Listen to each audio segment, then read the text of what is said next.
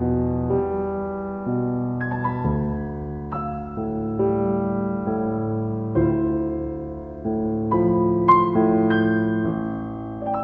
up in South America has had an impact on my identity, certainly, and perhaps to some degree on my music as well.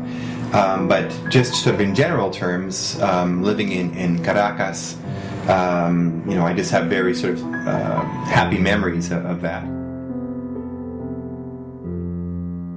I don't feel like I compose from a South American tradition or European or whatever. I mean, I think all of those traditions are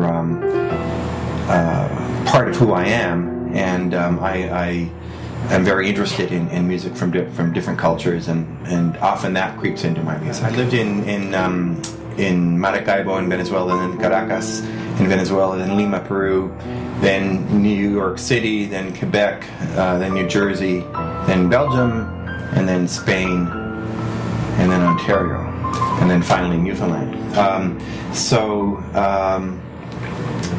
As far as do I identify with one more than the other, I probably, Caracas is the place I identify the most with.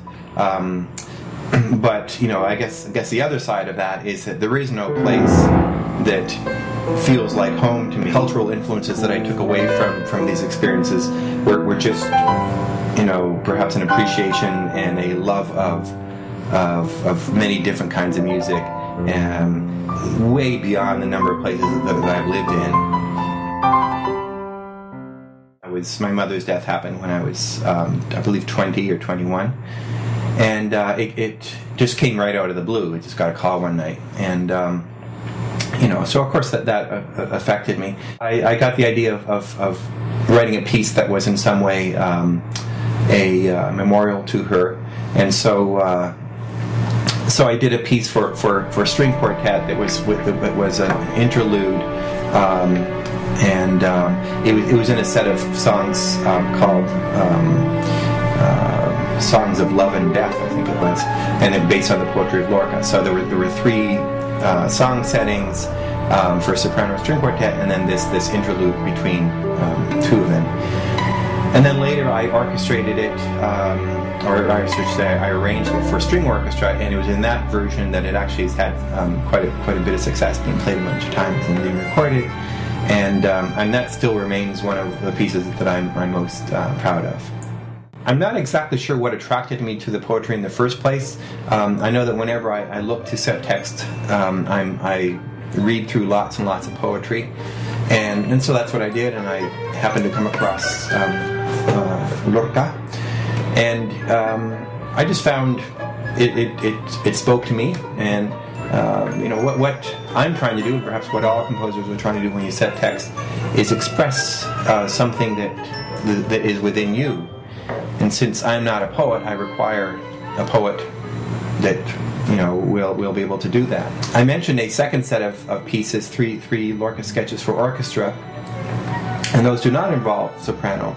So what I have for that is the poetry in its original form and in its translated form.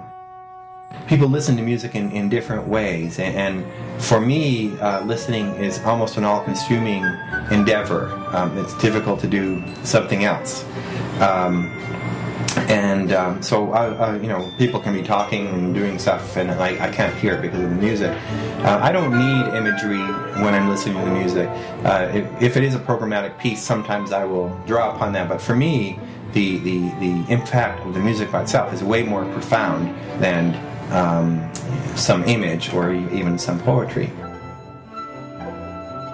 Living in Newfoundland has affected my career because I went from zero status in the world of composition to suddenly having status, and I was the first composer that Memorial University had hired, and so there was some fascination over that. So as a kind of personal thing, it was a great boost for the I don't know if it's for the ego, but anyway, it was a good feeling.